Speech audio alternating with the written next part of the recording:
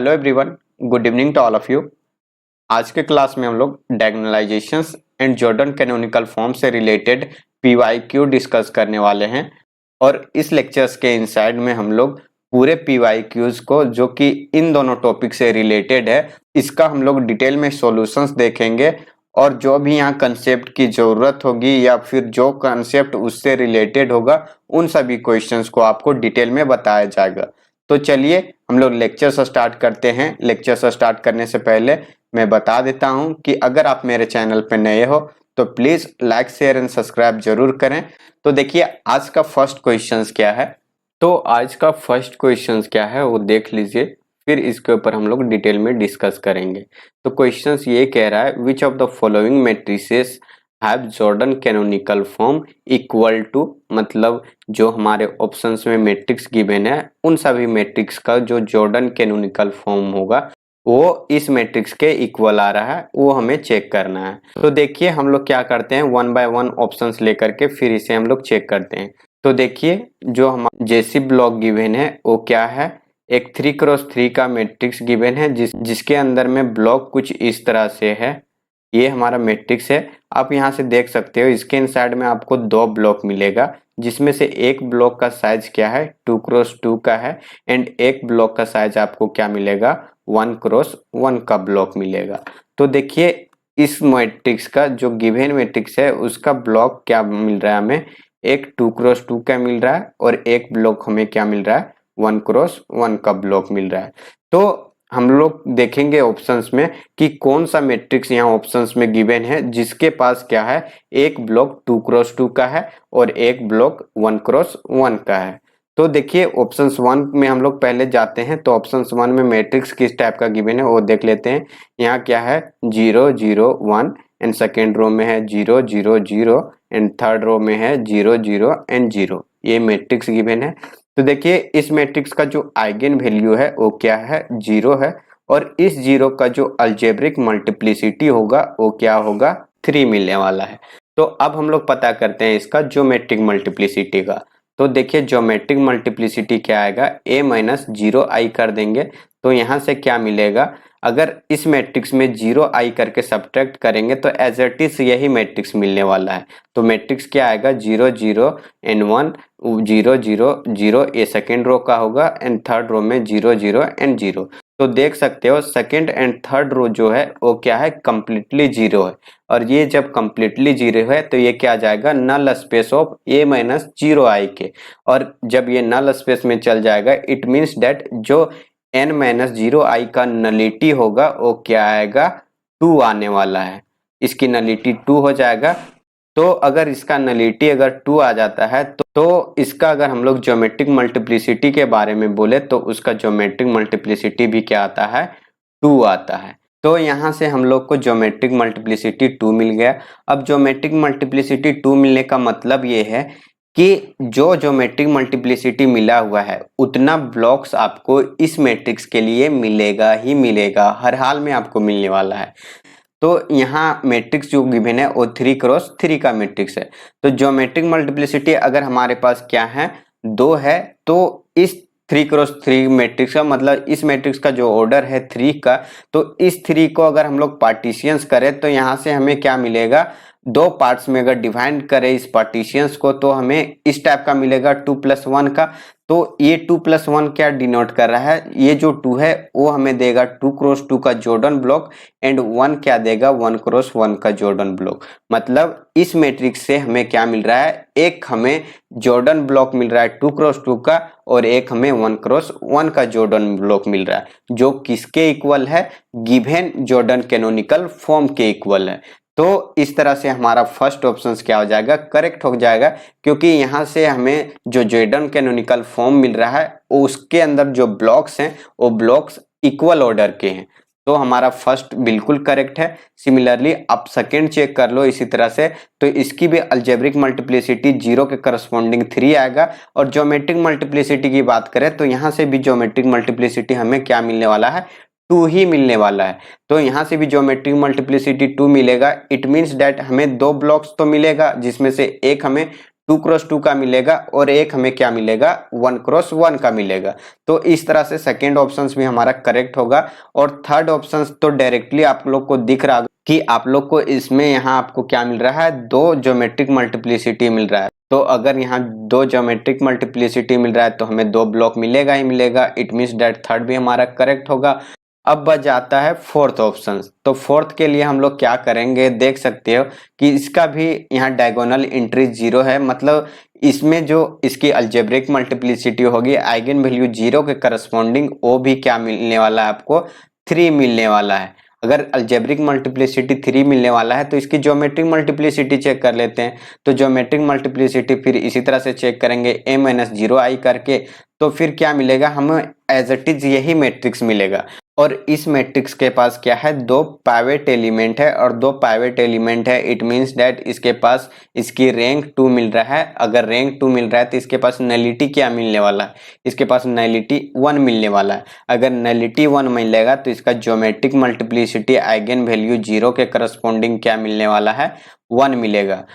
तो हमें यहाँ से एक ही जैसी ब्लॉक मिलेगा और उस ब्लॉक का साइज क्या होगा, 3x3 का होगा।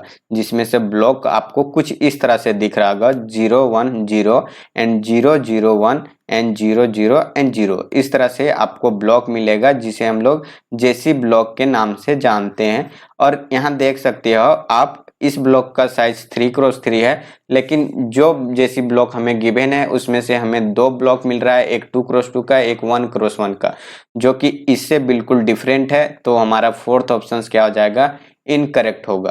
तो इस क्वेश्चन का जो करेक्ट ऑप्शन है वो क्या है, फर्स्ट, सेकेंड एंड थर्ड है। एंड बाकी का जो ऑप्शन है वो क्या है, फॉल्स है। तो आई होप आप लोग को समझ में आ गया होगा इस क्वेश्चन का एक्सप्लेनेशन। तो चलिए देखते हैं नेक्स्ट क्वेश्चन क्या है। तो नेक्स्ट क्वेश्चन क्या है, देख लीजिए। Which of the following matrices is not diagonalizable over R. मतलब ये है कि जो यहाँ मैट्रिक्स गिवन है उस मैट्रिक्स में से कौन सा ऐसा मैट्रिक्स है वो रियल फील्ड के ऊपर डायगोनलाइजेबल नहीं है। तो अब हम लोग पहले जान लेते हैं कि डायगोनलाइजेबिलिटी होने के लिए कंडीशंस क्या क्या है। तो फर्स्ट कंडीशंस ये है कि जो मैट्रिक्स आपका डायगोनलाइजेबल होगा उसके पास n linearly independent eigen vector होगा। अब यहाँ n क्या है, तो n यहाँ है जितने ऑर्डर का आपका मैट्रिक्स मिलेगा उतना ही आपको क्या मिलेगा, लिनियरली इंडिपेंडेंट आइगन वेक्टर मिलना चाहिए। और अगर आपके पास उतना आइगन वेक्टर लिनियरली इंडिपेंडेंट मिल जाता है, इट मीन्स दैट आपका मैट्रिक्स डायगोनलाइजेबल हो जाएगा। यही अगर नॉट डायगोनलाइजेबल की बात करें तो कंडीशंस क्या आएगा वहां पे, कि उसके पास कम से कम जितना उसका ऑर्डर है उससे एक कम क्या मिलना चाहिए, लिनियरली इंडिपेंडेंट आइगन वेक्टर। अगर एक भी कम हो जाए तो उस केस में जो मैट्रिक्स गिवन है वो आपका डायगोनलाइजेबल नहीं होगा। तो देखिए ऑप्शन 1 क्या कह रहा है, यहाँ आपको ये मैट्रिक्स क्या मिल रहा होगा, एक ये अपर ट्रायंगुलर मैट्रिक्स मिल रहा होगा। और ये अगर आपको अपर ट्रायंगुलर मैट्रिक्स है तो जो इसका डायगोनल एंट्रीज है वही आपका क्या हो जाएगा, आइगन वैल्यू हो जाएगा। तो ऑप्शन 1 के लिए जो आइगन वैल्यू मिल रहा है वो क्या मिल रहा है, 1 1 एंड 2 आपको आइगन वैल्यू मिल रहा है। जो कि आइगन वैल्यू 1 के करस्पॉन्डिंग यहाँ अलजेब्रिक मल्टीप्लिसिटी क्या होगा, 2 होगा, क्योंकि यहाँ दो बार 1 1 रिपीट कर रहा है। और यही 2 के करस्पॉन्डिंग इसका अलजेब्रिक मल्टीप्लिसिटी क्या आएगा, 1 आएगा। अब अगर इसकी अलजेब्रिक मल्टीप्लिसिटी इस तरह से आ रहा है तो अगर आपको 1 किसी आइगन वैल्यू के करस्पॉन्डिंग अलजेब्रिक मल्टीप्लिसिटी मिल रहा है तो उस आइगन वैल्यू के करस्पॉन्डिंग 1 ही आपको ज्योमेट्रिक मल्टीप्लिसिटी भी मिलेगा। तो ज्योमेट्रिक मल्टीप्लिसिटी हम लोग चेक किसके लिए करेंगे, उसके लिए चेक करेंगे जिसके लिए अलजेब्रिक मल्टीप्लिसिटी 2 या 2 से ज्यादा आ रहा है। तो उस केस में ही हमें क्या मिलने की चांसेस बनती है कि जो आपके पास ज्योमेट्रिक मल्टीप्लिसिटी है वो हो सकता है आपके पास जो ज्योमेट्रिक मल्टीप्लिसिटी मिल रहा है वो सिर्फ एक ही मिले या फिर 2 भी मिल सकता है। तो इसीलिए हम लोग क्या करते हैं कि जब आपको अलजेब्रिक मल्टीप्लिसिटी 2 या 2 से ज्यादा मिलता है तो उस केस में उसकी ज्योमेट्रिक मल्टीप्लिसिटी चेक कर लेते हैं। तो यहाँ हम लोग क्या करेंगे, ये माइनस आई कर देंगे और इससे हम लोग पता करेंगे कि इसकी नलिटी क्या आ रहा है, और जितना इसका नलिटी आएगा वही इसका ज्योमेट्रिक मल्टीप्लिसिटी होगा। तो देखिए इसमें से अगर इसको सब्ट्रैक्ट करेंगे 1 को तो क्या आएगा, यहाँ 0 आ जाएगा, ये 1 ही रहेगा और यहाँ 0 होगा। तो ये क्या होगा 0 और 2 में से 1 सब्ट्रैक्ट करेंगे तो 1 और फिर यहाँ 0, ये 0 0 एंड ये क्या हो जाएगा 0 हो जाएगा। आप देख सकते हो अगर हम लोग इसका रो एक्लन फॉर्म यूज करें तो ये वाला यहाँ 0 हो जाएगा, तो सिर्फ एक ही पाइवट मिलेगा हमें, मतलब 2 इसके पास फ्री वेरिएबल होगा। और अगर इसके पास 2 फ्री वेरिएबल है तो इस मैट्रिक्स का a माइनस आई के पास जो इसकी नलिटी मिलेगा वो क्या मिलेगा 2 मिलेगा, और जब नलिटी 2 है तो यहाँ इसका ज्योमेट्रिक मल्टीप्लिसिटी भी क्या मिलेगा 2 मिलेगा। तो यहाँ से आप देख सकते हो आइगन वैल्यू 1 के लिए algebraic multiplicity and geometric multiplicity दोनों क्या है इक्वल आ गया। साथ ही लैम्बडा इज इक्वल टू 2 जो हमारा आइगन वैल्यू है इसके लिए भी algebraic multiplicity and geometric multiplicity equal आ गया। और यही जो ज्योमेट्रिक मल्टीप्लिसिटी है वो क्या बताता है कि जितना आपको ज्योमेट्रिक मल्टीप्लिसिटी मिलेगा उतना ही आपको क्या मिलेगा उस आइगन वैल्यू के corresponding linearly independent eigenvector मिलने वाला है। तो eigenvalue lambda equal to 1 के लिए आपको 2 लिनियरली इंडिपेंडेंट आइगन वेक्टर मिलेगा, और eigenvalue lambda equal to 2 के लिए आपको एक लिनियरली इंडिपेंडेंट आइगन वेक्टर यहाँ से मिल जाएगा। तो टोटल यहाँ से लिनियरली इंडिपेंडेंट आइगन वेक्टर कितने हो जाएंगे 3 हो जाएंगे, और मैट्रिक्स का भी ऑर्डर क्या है 3 है। तो जितने मैट्रिक्स का ऑर्डर है उतना ही अगर आपको लिनियरली इंडिपेंडेंट आइगन वेक्टर मिल जाता है तो वो मैट्रिक्स क्या हो जाएगा डायगोनलाइजेबल हो जाएगा। लेकिन हमसे पूछा क्या गया है यहाँ देखिए नॉट डायगोनलाइजेबल, तो ये ऑप्शन हमारा क्या हो जाएगा फॉल्स हो जाएगा। तो इसे हम लोग टिक नहीं करेंगे या इसे हम लोग यहाँ से डिस्कार्ड कर सकते हैं। तो इसी तरह से अब हम लोग सेकेंड वाला को भी चेक कर सकते हैं। तो सेकेंड वाला भी अपर ट्रायंगुलर मैट्रिक्स है, तो इसका एंट्रीज देखिए डायगोनल में क्या है 1 2 and 3। All diagonal entries are distinct. अगर आपके पास इस तरह से मिल जाए 1 2 3 मतलब सभी डायगोनल एंट्रीज आपको डिस्टिंक्ट मिल जाए, तो हम लोग जानते हैं कि अपर ट्रायंगुलर मैट्रिक्स में जो डायगोनल एंट्रीज है वही क्या होता है हमारा आइगन वैल्यू होता है। और साथ में जब आपका आइगन वैल्यू डिस्टिंक्ट हो जाए तो उस केस में क्या मिलता है आपके पास जितने आपके डिस्टिंक्ट आइगन वैल्यू मिलेंगे उतना ही क्या मिलेगा आपको लीनियर फैक्टर में मिलेगा इसका मिनिमल पॉलिनोमियल। तो अगर आपका मिनिमल पॉलिनोमियल क्या आता है लीनियर फैक्टर में, तो यहाँ से इसका मतलब ये है कि हर आइगन वैल्यू के करस्पॉन्डिंग जो आपको ज्योमेट्रिक मल्टीप्लिसिटी मिलने वाला है वो क्या मिलेगा आपको जितना आपका अलजेब्रिक मल्टीप्लिसिटी होगा गिवन आइगन वैल्यू के करस्पॉन्डिंग वही आपको ज्योमेट्रिक मल्टीप्लिसिटी मिल गया। तो इस तरह से यहाँ हर आइगन वैल्यू के करस्पॉन्डिंग अलजेब्रिक मल्टीप्लिसिटी 1 1 1 है, तो इसकी ज्योमेट्रिक मल्टीप्लिसिटी भी उतना ही आएगा। और अगर आपका ज्योमेट्रिक मल्टीप्लिसिटी उतना ही आता है तो ये ऑप्शन हमारा क्या हो जाएगा इनकरेक्ट हो जाएगा, क्योंकि ये उस केस में डायगोनलाइजेबल हो जाएगा। तो ऑप्शन सेकेंड हमारा इनकरेक्ट होगा। तो अब हम लोग बात करते हैं ऑप्शन थर्ड के बारे में। तो ऑप्शन थर्ड में देखिए डायगोनल में एंट्रीज क्या है 1 1 एंड 2, तो इसका आइगन वैल्यू यही हो जाएगा। अब 1 के करस्पॉन्डिंग जो अलजेब्रिक मल्टीप्लिसिटी होगा वो क्या आएगा 2 आएगा।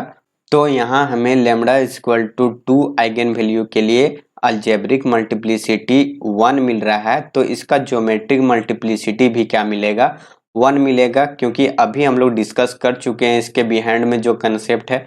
साथ में यहाँ इसकी ज्योमेट्रिक मल्टीप्लिसिटी की बात करें किसके बारे में lambda equal to 1 eigenvalue के बारे में, तो इसका अलजेब्रिक मल्टीप्लिसिटी 2 आ रहा है, तो इसके ज्योमेट्रिक मल्टीप्लिसिटी के बारे में हम लोग डायरेक्ट नहीं बोल सकते, इसको हम लोग चेक करके देखना पड़ेगा। तो ये माइनस आई अगर हम लोग करते हैं तो इस मैट्रिक्स में से आइडेंटिटी मैट्रिक्स को अगर सब्ट्रैक्ट कर देते हैं तो देखिए diagonal entries first two diagonal entries क्या हो जाएगा, यहाँ 0 हो जाएगा, तो ये 0, यहाँ 1 और ये 0, सिमिलरली ये 0, ये 0 और ये भी 0 हो जाएगा, और यहाँ क्या आ जाएगा, ये 0 0 एंड ये 1 हो जाएगा। तो देखिए इसके पास दो पाइवेट एलिमेंट है और मैट्रिक्स यहाँ 3 क्रॉस 3 का है।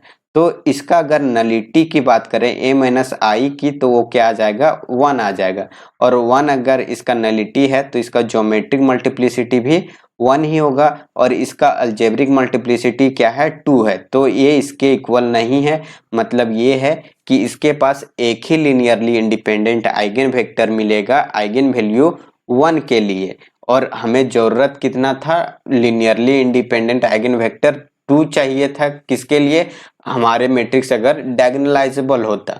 लेकिन हमें यहाँ मिल क्या रहा है, ज्योमेट्रिक मल्टीप्लिसिटी 1 मिल रहा है।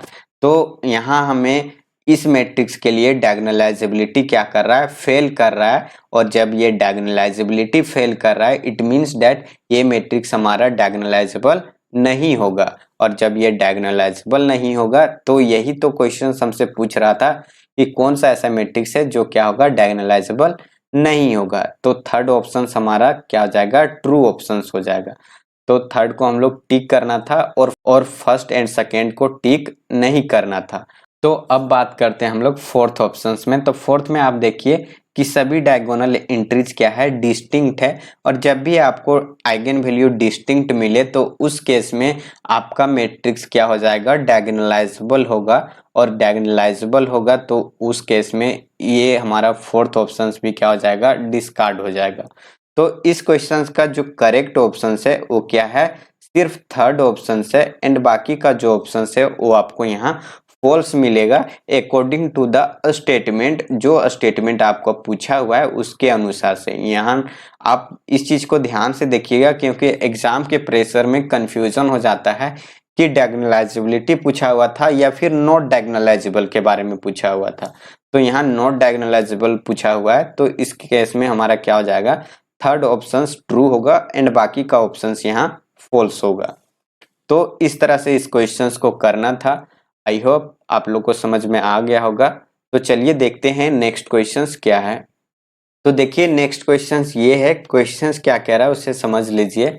Which of the following 3 cross 3 matrices are diagonalizable over R, मतलब यहाँ क्या है कि जो यहाँ 3 क्रॉस 3 की मैट्रिसेस यहाँ गिवन है उनमें से कौन सा मैट्रिक्स डायगोनलाइजेबल होगा ओवर आर। आर यहाँ क्या है, रियल नंबर का सेट है जिसे हम लोग यहाँ रियल फील्ड बोलेंगे इस मैट्रिक्स के लिए, क्योंकि इंट्रीज आर से आ रहा है। तो यहाँ हम लोग चेक करेंगे अब ऑप्शंस 1 के लिए, देखते हैं कि ये डायगोनलाइजेबल है या नहीं है। तो देखिए यहाँ ये क्या है, एक अपर ट्रायंगुलर मैट्रिक्स है, और अपर ट्रायंगुलर मैट्रिक्स का डायगोनल इंट्रीज क्या होता है, हमारा आइगन वैल्यू होता है। तो आइगन वैल्यू देखिए क्या आ रहा है, 1 4 एंड 6 इसका आइगन वैल्यू आ रहा है, 1 4 एंड 6। अब देख सकते हो तीनों के तीनों आइगन वैल्यू क्या है, डिस्टिंक्ट है, ये आइगन वैल्यू डिस्टिंक्ट मिलेगा। और जब भी आपको आइगन वैल्यू डिस्टिंक्ट मिले, और साथ में एक चीज और ध्यान रखना है कि ये डिस्टिंक्ट होने के साथ साथ इसकी algebraic multiplicity of each eigen value वो क्या होना चाहिए, 1 होना चाहिए। और अगर आपको अलजेब्रिक मल्टीप्लिसिटी हर आइगन वैल्यू के लिए 1 मिल रहा है और सभी आइगन वैल्यू डिस्टिंक्ट है, तो उस केस में आपका जो मैट्रिक्स मिलेगा वो क्या मिलेगा, डायगोनलाइजेबल मैट्रिक्स मिलेगा, और ये ऑलवेज ट्रू है। तो इस तरह से हमारा फर्स्ट ऑप्शन क्या हो जाएगा, करेक्ट हो जाएगा। तो अब बात करते हैं हम लोग सेकेंड ऑप्शंस की। सेकेंड ऑप्शंस देखिए क्या है, मैट्रिक्स कुछ इस तरह से गिवन है 0 1 0 -1 0 0 एंड थर्ड रो में है 0 0 एंड 1। तो आप इस मैट्रिक्स को देखिए दो पार्ट में डिवाइड कर दीजिए। तो यहाँ क्या है, दो ब्लॉक्स गिवन है, एक 2 क्रॉस 2 का क्या है ब्लॉक डायगोनल मैट्रिक्स है, और एक क्या है 1 क्रॉस 1 का ब्लॉक डायगोनल मैट्रिक्स है। तो ये 1 क्रॉस 1 के करस्पॉन्डिंग एक आइगन वैल्यू हमें 1 के बारे में पता चल गया। अब यहाँ 2 क्रॉस 2 के बारे में हम लोग डायरेक्ट नहीं बोल सकते, इसको हमें फाइंड करना पड़ेगा। कैसे फाइंड करेंगे, जो हम लोग यूज करते हैं ये माइनस लेमडा आई करके, वही कंसेप्ट यहाँ यूज करेंगे। तो यहाँ से क्या आ जाएगा, माइनस लेमडा 1 -1, और ये क्या आ जाएगा, माइनस लेमडा आ जाएगा। तो यहाँ से अगर इसका डिटर्मिनेंट निकालें तो क्या आएगा, लेमडा स्क्वायर प्लस 1 आएगा। अब इससे अगर हम लोग 0 से इक्वेट कर दें तो eigen value plus minus iota मिलता है। तो देखिए यहाँ आइगन वैल्यू क्या मिल रहा है, 1 और प्लस माइनस आयोटा।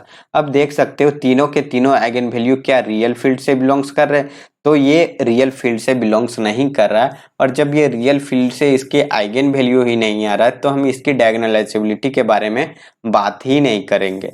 तो इस तरह से हमारा सेकेंड ऑप्शन तो इनकरेक्ट हो जाएगा देखते के साथ में। अब हम लोग क्या करते हैं, थर्ड ऑप्शंस को देखते हैं। थर्ड ऑप्शंस को करने से पहले आप फोर्थ ऑप्शंस को एक बार देख लीजिए, क्योंकि इस टाइप का क्वेश्चंस अभी हम लोग पीछे करके आ चुके हैं। तो देखिए इसका डायगोनल एंट्रीज कंप्लीटली 0 है, तो ये मैट्रिक्स क्या है, एक स्ट्रिक्टली अपर ट्रायंगुलर मैट्रिक्स है। और ये स्ट्रिक्टली अपर ट्रायंगुलर मैट्रिक्स है, तो कोई भी आपको स्ट्रिक्टली अपर ट्रायंगुलर मैट्रिक्स मिले तो वो क्या होगा, आपका एक निलपोटेंट मैट्रिक्स होगा। तो ऑप्शन फोर्थ में जो मैट्रिक्स गिवन है वो क्या है, एक निलपोटेंट मैट्रिक्स है। और नॉन जीरो निलपोटेंट मैट्रिक्स जो होगा, non zero nilpotent matrix is never diagonalisable in any field. मतलब ये है कि कोई भी अगर आपको नॉन जीरो निलपोटेंट मैट्रिक्स मिले तो वो कभी भी डायगोनलाइजेबल नहीं होगा, चाहे कोई भी फील्ड गिवन हो। तो इस स्टेटमेंट के थ्रू क्या कर सकते हैं, जो हमारा ऑप्शन फोर्थ है वो क्या होगा, एक इनकरेक्ट ऑप्शन होगा। अब जब हमने क्या किया हुआ है, दो ऑप्शंस को डिस्कार्ड कर दिया हुआ है, तो बच जाता है हमारे पास एक ऑप्शन, थर्ड ऑप्शन। तो इस थर्ड ऑप्शन को हम लोग चेक करते हैं। तो देखिए मैट्रिक्स क्या गिवन है, यहाँ मैट्रिक्स आपको इस तरह से मिलेगा 1 2 3 एंड 2 1 4 एंड क्या है थर्ड रो में 3 4 एंड 1। अब इस मैट्रिक्स को आप देखिए और ये मैट्रिक्स आपको क्या मिलेगा, एक साइमेट्रिक मैट्रिक्स मिलेगा। और ये साइमेट्रिक मैट्रिक्स क्या है, एक रियल साइमेट्रिक मैट्रिक्स है। और कोई भी अगर आपको साइमेट्रिक मैट्रिक्स मिले जिसके अंदर क्या आ रहा है, एंट्रीज रियल फील्ड से आ रहा है, तो वो मैट्रिक्स आपका क्या होगा, ऑलवेज डायगोनलाइजेबल होता है। और ये जब आपको ऑलवेज डायगोनलाइजेबल मिलेगा तो इसकी आइगन वैल्यू जो है वो कहाँ बिलोंग्स करेगा, रियल फील्ड के ऊपर। और जब इसका आइगन वैल्यू रियल फील्ड के ऊपर बिलोंग्स करेगा तो ऑलरेडी ये क्या हो जाएगा, हमारा करेक्ट ऑप्शन हो जाएगा। तो इस तरह से इस मैट्रिक्स को ऑब्जर्व करना था। अगर आप लोग इसका आइगन वैल्यू फाइंड करने बैठ जाओ तो आपका बहुत टाइम चला जाएगा। इसलिए क्या है कि आप लोग को थ्योरी के बारे में प्रॉपर नॉलेज होना चाहिए कि किस थ्योरी को हम लोग किस तरह से अप्लाई कर सकते हैं। तो इस तरह से अगर आप थ्योरी को अप्लाई करना सीख जाओगे तो आपके लिए क्या होगा, टाइम कंज्यूम होने से बच जाओगे आप एग्जाम में, और आप कम टाइम पे क्वेश्चंस को अच्छे से कर लोगे। तो आई होप आप लोग को समझ में आ गया होगा इस क्वेश्चंस का एक्सप्लेनेशंस। तो चलिए देखते हैं नेक्स्ट क्वेश्चंस क्या है। तो देखिए नेक्स्ट क्वेश्चंस ये है, क्वेश्चंस क्या कह रहा है वो समझ लीजिए। Which of the following matrices is not diagonalizable over R? मतलब जो गिवन मैट्रिक्स है उस मैट्रिक्स में से कौन सा मैट्रिक्स ऐसा है जो रियल फील्ड के ऊपर डायगोनलाइजेबल नहीं है। तो आप यहाँ देख सकते हो ऑप्शंस 1 में, यहाँ क्या है, ये मैट्रिक्स एक अपर ट्रायंगुलर मैट्रिक्स है। और अपर ट्रायंगुलर मैट्रिक्स के बारे में हम लोग अभी डिस्कस करके आ चुके हैं कि इसकी जो डायगोनल एंट्रीज है वही क्या होता है, इसका आइगन वैल्यू होता है। और जब इसका आइगन वैल्यू वही होता है तो आइगन वैल्यू इसका क्या आ जाएगा, 2 2 एंड 3। अब देखते हैं 2 2 के करस्पॉन्डिंग इसका जो अलजेब्रिक मल्टीप्लिसिटी मिलने वाला है वो क्या मिलेगा, 2 मिलेगा। और जब अलजेब्रिक मल्टीप्लिसिटी 2 या 2 से ज़्यादा आवे तो उस केस में ज्योमेट्रिक मल्टीप्लिसिटी हम लोग डायरेक्ट नहीं बोलते हैं, उस केस में हम लोग ज्योमेट्रिक मल्टीप्लिसिटी को चेक करके देखते हैं। तो चलिए पहले हम लोग 2 के करस्पॉन्डिंग हम लोग इसका ज्योमेट्रिक मल्टीप्लिसिटी फाइंड करते हैं। तो यहाँ क्या आ जाएगा, a - 2i इक्वल टू ये क्या हो जाएगा, यहाँ सब्ट्रैक्ट कर देंगे डायगोनल में 2 से, तो ये 0 हो जाएगा, यहाँ भी 0 और ये 1। सिमिलरली ये 0, यहाँ 1 आएगा और ये 0। सिमिलरली ये 0 0 एंड ये कंप्लीटली 0।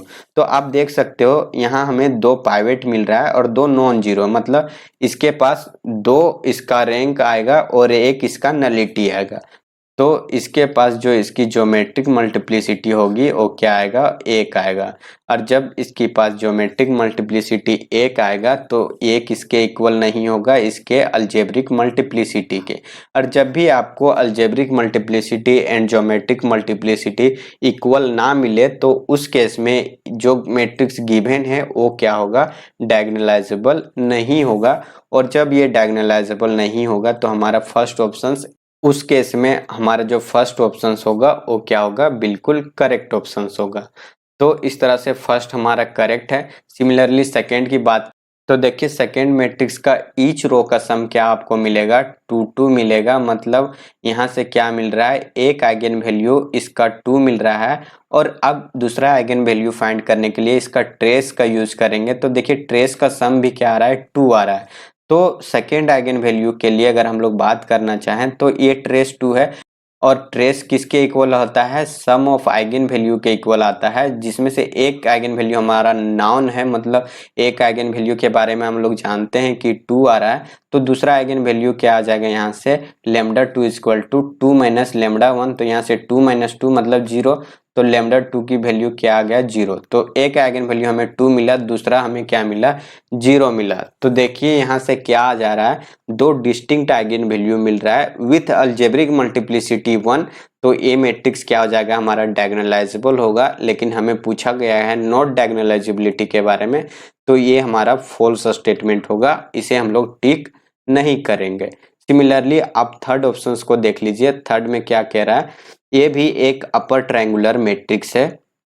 अपर ट्रायंगुलर मैट्रिक्स का डायगोनल एंट्रीज ही हमारा आइगन वैल्यू होता है। अब आइगन वैल्यू इसका क्या आ रहा है, 2 3 एंड 3 आ रहा है इसका आइगन वैल्यू। तो 2 के करस्पॉन्डिंग इसका geometric multiplicity and algebraic multiplicity equal होगा। अब इसके बारे में बात करेंगे आइगन वैल्यू 3 के बारे में। तो a माइनस 3i अगर करते हैं हम लोग तो यहाँ से क्या आता है देख लीजिए। अगर इसमें से 2 में से 3 को सब्ट्रैक्ट करेंगे तो यहाँ से -1 आएगा, ये 1 होगा और ये 0। Similarly a 0 0 and 0 and third row में भी क्या हो जाएगा, ये 0 हो जाएगा। तो यहाँ इसका ज्योमेट्रिक मल्टीप्लिसिटी क्या आ रहा है, 2 आ रहा है। तो यहाँ algebraic multiplicity and geometric multiplicity each eigen value के करस्पॉन्डिंग इक्वल आ रहा है। और जब आपको इस टाइप की कंडीशंस मिले तो वो मैट्रिक्स जो गिवन है आपका वो क्या हो जाएगा, डायगोनलाइजेबल होगा। तो अगर ये डायगोनलाइजेबल है तो इसे हम लोग टिक नहीं करेंगे। अब देखते हैं हम लोग नेक्स्ट ऑप्शंस में। तो देखिए नेक्स्ट ऑप्शंस में क्या है, इस मैट्रिक्स का ईच कॉलन का सम आपको 3 मिलेगा। तो आप देख सकते हो हम लोग के पास रिजल्ट है इस टाइप के मैट्रिक्स का कि अगर रो का सम या कॉलन का सम वो क्या आवे, किसी एक कांस्टेंट के इक्वल आवे ईच रो का, तो उस केस में जो कांस्टेंट आता है वो एक हमारा आइगन वैल्यू होता है। तो यहाँ इस मैट्रिक्स का एक आइगन वैल्यू हमें क्या मिल रहा है, 3 मिल रहा है। अब देखते हैं दूसरा आइगन वैल्यू, इसका ट्रेस के यूज से फाइंड कर लेंगे। तो ट्रेस इसका कितना आ रहा है, 5 आ रहा है। तो जब इसका ट्रेस 5 है और एक आइगन वैल्यू हमें पता है कि 3 है, तो दूसरा आइगन वैल्यू क्या आएगा, 2 आएगा। और जब दूसरा आइगन वैल्यू 2 आ रहा है तो इट मीन्स दैट दोनों आइगन वैल्यू आपको क्या मिल रहे हैं, डिस्टिंक्ट मिल रहे हैं विथ अलजेब्रिक मल्टीप्लिसिटी 1 के साथ। और अगर आपके पास उसकी अलजेब्रिक मल्टीप्लिसिटी 1 आ रही है तो इसका मतलब ये है कि ईच आइगन वैल्यू के करस्पॉन्डिंग अगर हम लोग इसका ज्योमेट्रिक मल्टीप्लिसिटी फाइंड करते हैं तो वो भी आपको 1 ही मिलेगा। तो अगर आपकी ज्योमेट्रिक मल्टीप्लिसिटी भी 1 आ रहा है तो algebraic multiplicity and geometric multiplicity each eigen value के करस्पॉन्डिंग इक्वल आएंगे।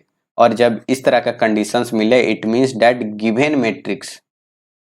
Given matrix is diagonalisable. तो ये डायगोनलाइजेबल हो जाएगा, मतलब ये है कि इसे भी हम लोग को टिक नहीं करना है। तो इस क्वेश्चंस के अकॉर्डिंग जो स्टेटमेंट गिवन है उसके अकॉर्डिंग यहाँ जो करेक्ट ऑप्शन है वो सिर्फ फर्स्ट ऑप्शन है एंड बाकी का ऑप्शन यहाँ फॉल्स देखने को मिलेगा आपको। तो इस तरह से आपको क्वेश्चंस को करना था। तो आई होप आप लोग को समझ में आ गया होगा इसका भी एक्सप्लेनेशन। सिमिलरली अब देखते हैं हम लोग नेक्स्ट क्वेश्चंस। तो देखिए ये है नेक्स्ट क्वेश्चंस। यहाँ क्या बोला हुआ है, which of the following matrices are diagonalizable over field C. तो यहाँ हमें डायगोनलाइजेबिलिटी बताना है किसके ऊपर, कॉम्प्लेक्स फील्ड के ऊपर। तो देखिए ऑप्शंस 1 में क्या है, यहाँ ये भी एक अपर ट्रायंगुलर मैट्रिक्स है, और जब ये अपर ट्रायंगुलर मैट्रिक्स है तो इसका डायगोनल की जो एंट्रीज है वही क्या होगा, आपका आइगन वैल्यू। तो इसका आइगन वैल्यू क्या आ रहा है, 1 1 एंड 1। तो आइगन वैल्यू 1 के करस्पॉन्डिंग इसकी अलजेब्रिक मल्टीप्लिसिटी कितना हो जाएगा, 3 हो जाएगा। और जब इसकी अलजेब्रिक मल्टीप्लिसिटी 3 है तो इसकी ज्योमेट्रिक मल्टीप्लिसिटी की बात कर लेते हैं हम लोग। तो ज्योमेट्रिक मल्टीप्लिसिटी क्या आएगा, a माइनस आई करेंगे तो ये वाला एंट्री 0 हो जाएगा, ये भी 0 एंड ये भी 0। तो देखिए यहाँ एक हमें नॉन जीरो एंट्रीज मिल रहा है, मतलब इस मैट्रिक्स का एक एलिमेंट हमें पाइवेट मिल रहा है, तो इसकी ज्योमेट्रिक मल्टीप्लिसिटी जो हो जाएगा वो क्या हो जाएगा, 2 हो जाएगा। तो यहाँ क्या मिल रहा है, algebraic multiplicity not equal to geometric multiplicity. अगर यहाँ इस तरह के कंडीशंस मिल रहा है तो मतलब ये है कि ए मैट्रिक्स डायगोनलाइजेबल नहीं होगा किसी भी फील्ड के ऊपर। तो हमारा फर्स्ट ऑप्शन इस तरह से डिस्कार्ड हो जाएगा। सिमिलरली सेकेंड ऑप्शन को देख लीजिए। इस तरह का मैट्रिक्स अभी हम लोग देख चुके हैं। एक क्या है, एक ब्लॉक डायगोनल मैट्रिक्स है जिसमें से एक आइगन वैल्यू हमें 1 मिल गया, जो यहाँ 1 क्रॉस 1 का ब्लॉक डायगोनल मैट्रिक्स है उससे, और बाकी का 2 आइगन वैल्यू हमें इस 2 क्रॉस 2 के ब्लॉक डायगोनल मैट्रिक्स से मिल जाएगा। तो यहाँ से आइगन वैल्यू हमें क्या मिलने वाला है, तो lambda equal two plus minus iota मिलने वाला है। तो देखिए यहाँ से क्या आ जाएगा, 1 एंड प्लस माइनस आयोटा। तो देखिए तीनों आइगन वैल्यू डिस्टिंक्ट है और साथ में तीनों का जो अलजेब्रिक मल्टीप्लिसिटी है वो क्या होगा, 1 होगा।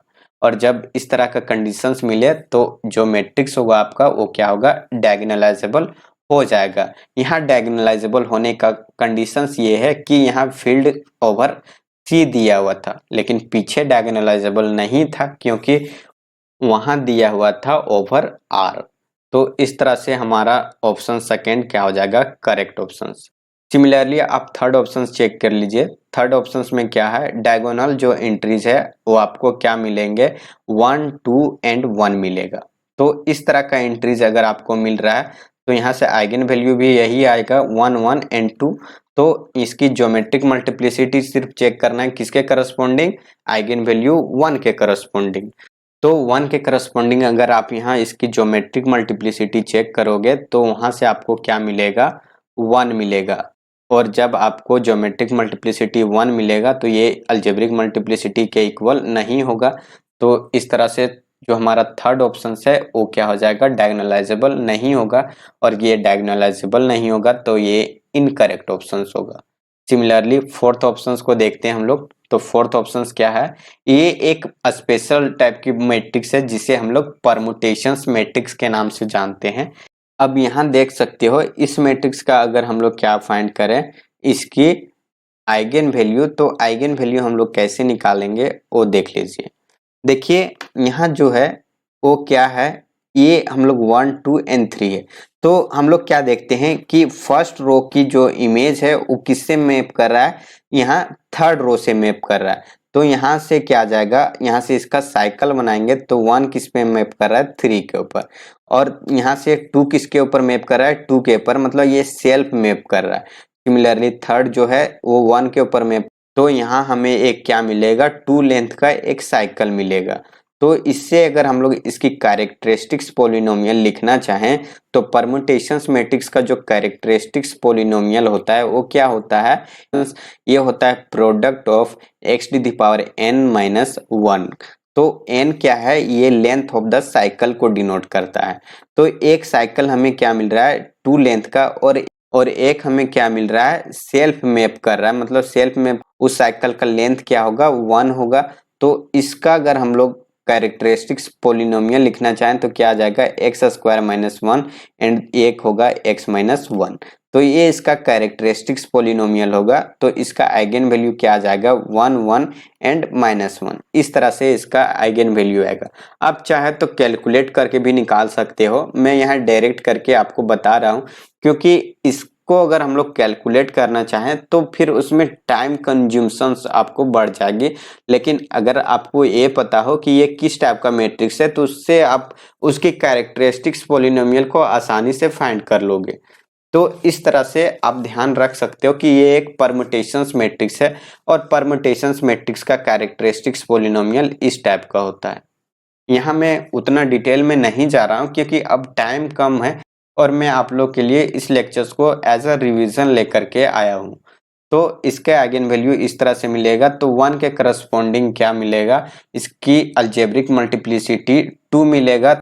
तो इसकी हम लोग क्या करेंगे, सिर्फ ज्योमेट्रिक मल्टीप्लिसिटी चेक करेंगे। तो अगर इसका ज्योमेट्रिक मल्टीप्लिसिटी चेक करते हैं तो क्या करेंगे, ये माइनस आई करेंगे तो यहाँ से क्या आ जाएगा -1 0 1 0 0 एंड ये क्या हो जाएगा 0 और ये क्या आएगा 1 0 और ये -1। अब देख सकते हो इसका अगर रो एक्लन फॉर्म यूज करें तो ये 0 हो जाएगा, ये 0 हो जाएगा। मतलब यहाँ क्या मिलेगा, इसकी नलिटी 2 आ रही है और नलिटी 2 आ रहा है तो ज्योमेट्रिक मल्टीप्लिसिटी भी क्या आ जाएगा 2 हो जाएगा। तो यहाँ से algebraic multiplicity equal to geometric multiplicity हो रहा है और ये अलजेब्रिक मल्टीप्लिसिटी अगर ज्योमेट्रिक मल्टीप्लिसिटी के इक्वल आ जाए तो उस केस में जो मैट्रिक्स है वो क्या होगा, आपका डायगोनलाइजेबल हो जाएगा। और इसके साथ साथ अगर आप इतना कैलकुलेट ना करना चाहो तो जैसे कि मैंने आप लोग को बताया हुआ था कि ये मैट्रिक्स क्या है, एक परमुटेशंस मैट्रिक्स है। और जब भी आपको परमुटेशंस मैट्रिक्स मिल जाए और आपको अगर फील्ड क्या दे के रखे, कॉम्प्लेक्स फील्ड, तो आप आंख बंद करके ये लिख सकते हो कि ये जो मैट्रिक्स है वो डायगोनलाइजेबल ऑलवेज होता है over the field of complex number.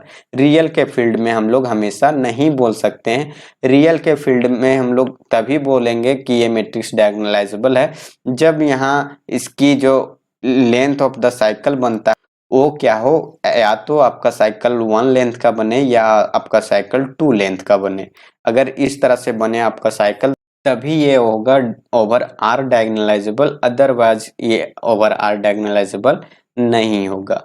तो इस क्वेश्चंस का जो करेक्ट ऑप्शन है वो क्या है, सेकेंड एंड फोर्थ है एंड बाकी का ऑप्शंस क्या हो गया, फॉल्स हो गया।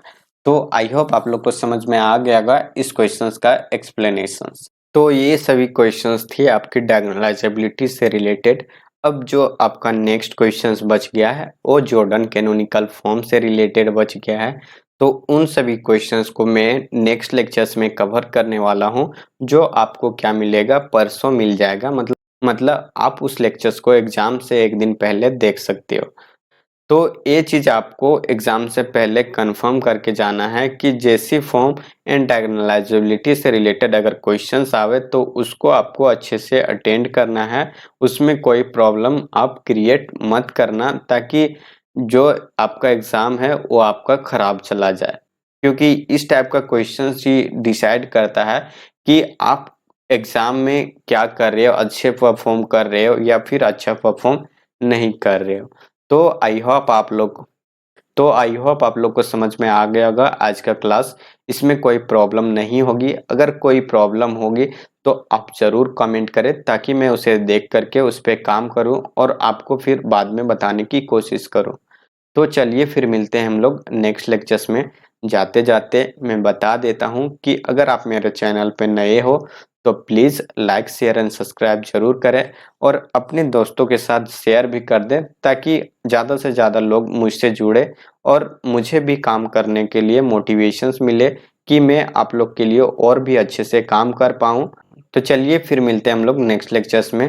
तब तक thank you so much for watching this video. Bye bye, take care.